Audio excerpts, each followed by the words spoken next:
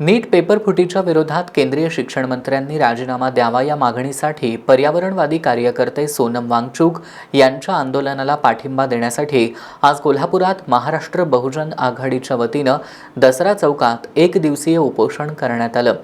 यावेळी केंद्र सरकारच्या दडपशाहीचा तीव्र निषेध करण्यात आला। नीट पेपर फुटीच्या निषेधार्थ आणि केंद्रीय शिक्षण मंत्री धर्मेंद्र प्रधान यांच्या राजीनाम्यासाठी ज्येष्ठ शिक्षण तज्ज्ञ आणि पर्यावरण शास्त्रज्ञ सोनम वांगचुक हे जंतर मंतरला गेल्या 20 दिवसांपासून उपोषण करतायत। मात्र आज त्यांची प्रकृती खालावल्याचं कारण सांगत दिल्ली पोलिसांनी त्यांना उपोषण स्थळावरून उचलून रुग्णालयात दाखल केलं। सोनम वांगचुक यांच्या या आंदोलनाला पाठिंबा देत आज महाराष्ट्र बहुजन आघाडीच्या वतीनं कोल्हापुरातील दसरा चौकातल्या राजर्षी छत्रपती शाहू महाराज पुतळ्यासमोर एक दिवसीय उपोषण करण्यात आलं।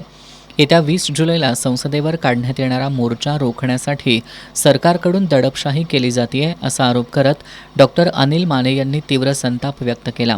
या ठिकाणी आज आता महाराष्ट्र बहुजन आघाडीचे प्रमुख पदाधिकारी या ठिकाणी नियोजित आमचं आज हे एक दिवसाचं उपोषण आम्ही आयोजित केलं होतं आणि त्यानुसार आज आम्ही सकाळी 10 पासून या ठिकाणी बसलेलो आहोत। परंतु आम्हाला अगदी आजची अपडेट अशी मिळाली की सकाळी 8:30च्या दरम्यान सोनम वांगचुक जे की विद्यार्थ्यांच्या प्रश्नासाठी आणि धर्मेंद्र प्रधान यांचा राजीनामा घेण्याच्या या मागणीसाठी गेल्या 28 तारखेपासून आमरण उपोषणाला बसलेले आहेत।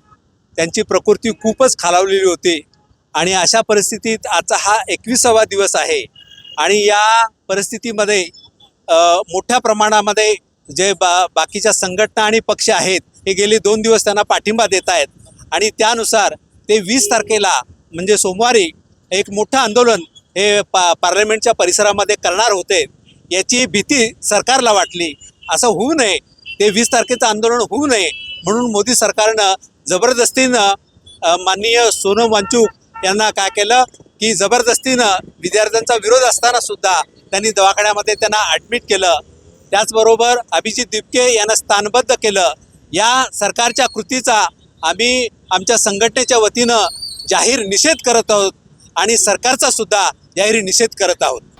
या आंदोलनात महाराष्ट्र बहुजन आघाडीचे उपाध्यक्ष प्रमोद हुपरीकर, राजेंद्र कांबळे, सुरेश जतनाटकर, विकास आयरेकर, एकनाथ कांबळे, नंदकुमार घोडके, तात्यासाहेब कांबळे, आबासाहेब सोनुले यांच्यासह संघटनेच्या कार्यकर्त्यांनी सहभाग घेतला।